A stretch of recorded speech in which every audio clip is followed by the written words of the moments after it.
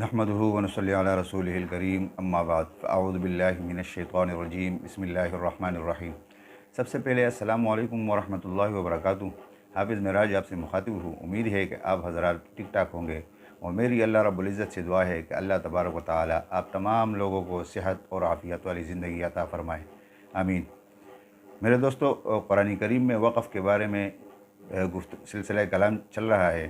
तो इस ज़िमन में पिछली वीडियो में हमने आपके साथ वक्फ़ की जो किस्में हैं, जो कैफियत के एतबार से वक्फ़ की किस्में होती है, वो हमने आपके साथ शेयर की, जिसमें से दो वक्फ़ों का तारुफ़ हमने आपसे कराया था।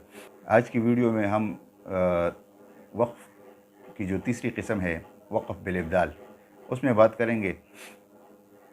तो जिस तरह मैंने अर्ज़ किया था कि इसमें थोड़ी सी तफसील है। वो तफसील ये है कि वक़्फ़ बिल इब्दाल उस वक़्फ़ को कहा जाता है कि जिसमें मौक़ूफ़ुन अलैह, यानी जिस कलमे के आखिरी हरफ पर हम वक़्फ़ कर रहे हो, उस मौक़ूफ़ुन अलैह को क़ायदे के मुताबिक बदल कर पढ़ने को वक़्फ़ बिल इब्दाल कहा जाता है। अब वो कायदा क्या है? वो कायदा ये है कि उसमें दो कायदे हैं। कायदा नंबर एक कि कलमे का आखिरी हरफ जिस पर हम सुकून यानी वक़्फ़ कर रहे हो, तो वो अगर दो ज़बर हो तो उसको हम अलिफ से बदल कर वक़्फ़ करेंगे। ये एक कायदा हो गया। कायदा नंबर दो ये है कि अगर मौक़ूफ़ुन अलैह का आखिरी हरफ गोल ता हो, आखिरी हरफ अगर गोल ता हो, तो उसको हम हाय साकिना से बदल कर वक़्फ़ करेंगे। अब इसको मिसालों के ज़रिए समझते हैं। कायदा नंबर एक, यानी अगर मौक़ूफ़ुन अलैह जिस कलमे के आखिरी हरफ पर हम वक़्फ़ कर रहे हो, उसके आखिरी हरफ पर अगर दो ज़बर हो, तो उसको हम अलिफ से बदल कर पढ़ेंगे। जैसे कि इज़ा जाअ नस्रुल्लाहि वल फ़त्ह व रअयतन नास यदखुलून फ़ी दीनिल्लाहि अफ़वाजा।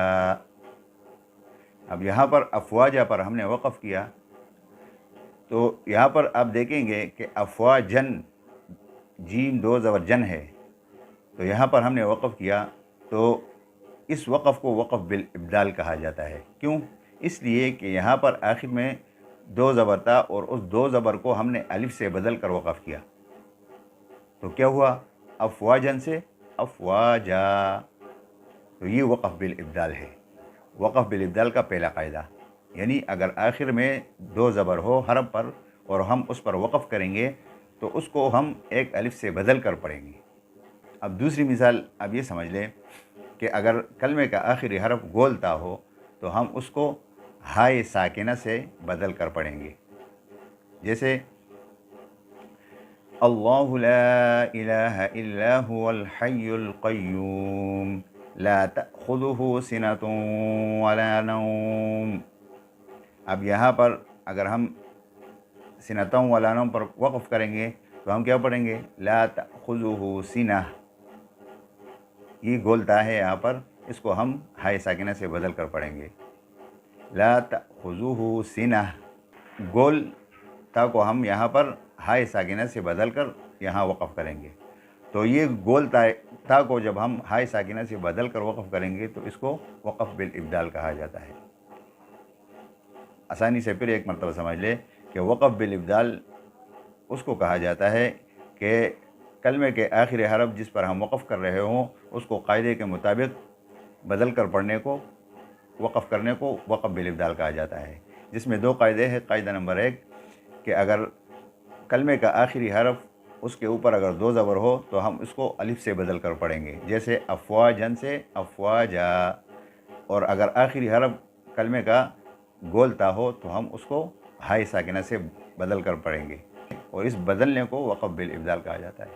उम्मीद है कि आप हज़रात को आज की वीडियो समझ आ गई होगी। तो गुजारिश ये है कि सवाब की नीयत से अपने दोस्तों के साथ भी इसको शेयर करें। तो आज की वीडियो का अख्तिताम इस दुआ के साथ करेंगे कि अल्लाह तबारक व तआला हम तमाम लोगों को قرآن کریم کو سیکھنے، سمجھنے، پڑھنے اور اس کے اوپر عمل کرنے کی توفیق عطا فرمائے۔ وآخر دعوانا ان الحمد للہ رب العالمین۔ والسلام علیکم ورحمۃ اللہ وبرکاتہ۔